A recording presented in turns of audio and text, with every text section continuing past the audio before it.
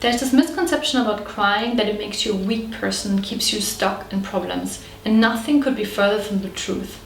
Crying is simply a natural release mechanism of your body, and when you cry on a regular basis, it actually helps you to process emotions much more quickly and reach your goals much faster. But before we get into it, let me introduce myself. My name is Veronica. I'm a life coach and I specialize in helping people reconnect to their emotions and in a compass which leads them directly to their higher purpose.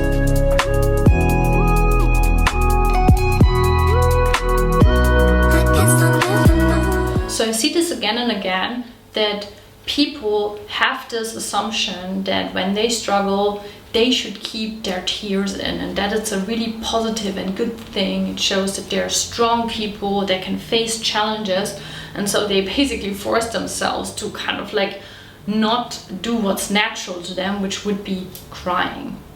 As said in the beginning, crying is a natural response of your body, which was designed to help you be more relaxed when you are stressed, because maybe you have noticed after a good cry you always feel better, and that's exactly why.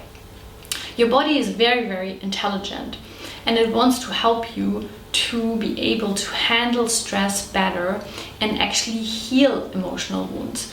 And crying is one of those mechanisms that helps you process emotions. And emotions are like a wave, like water. It like flows in and flows out. But what we do, unfortunately, is we constrict ourselves literally with our bodies. That's why most people are so stiff all the time and have so much muscle tension, because we don't want to feel the emotion. That's what we have learned in childhood. And so we stop this natural process from occurring, and subsequently the emotions get stuck and actually weigh us down. And most people, you can imagine, they have like a really big backpack of unresolved emotions that they carry with them the whole time, and that basically makes them very ineffective, and they usually have really low energy, which of course really stops you from reaching your goals and create the life you desire, because it's very hard to do anything with such a huge backpack on. So what happens when you cry is really that a part of you that is sad is flushing out this emotion, is flushing out the sadness. And so a lot of people also are confused why they would even need to cry when nothing bad has happened. So of course there are moments in our life when we are grieving, and there it's really, really important that we let ourselves cry, because through that, again, we can move through the grief. And that's really the only way to deal when something really sad has happened, like you have lost a loved one. You gotta let yourself grieve, and this can take a while.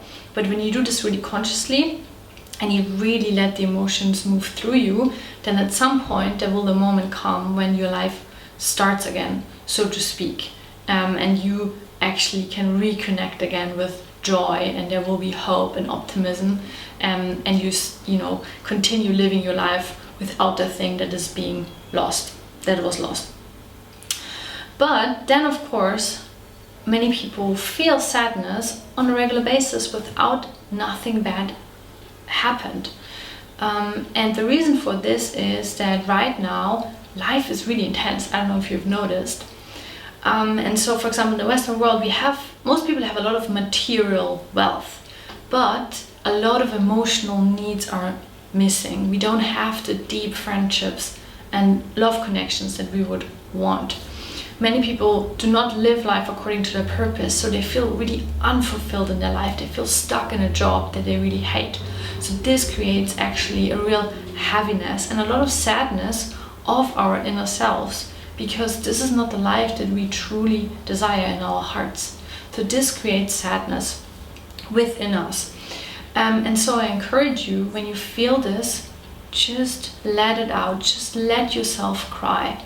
Because in my experience, how I deal with sadness, and I'm this kind of a person, I have big emotions. I feel a lot of joy, but I also feel a lot of sadness.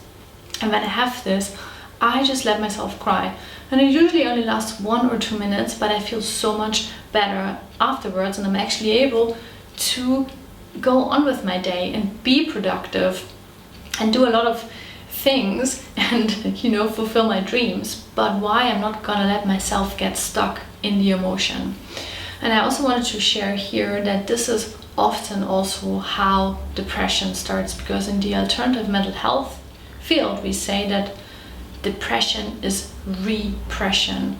It's about suppressing all emotions, and mostly of course the uncomfortable emotions, fear, sadness, anger, so that you become numb and blocked, because you have one emotional channel where everything flows through, joy, love, gratitude, ecstasy, fear, anger, sadness. And if you block part of the emotions, you block everything, and then nothing can flow anymore.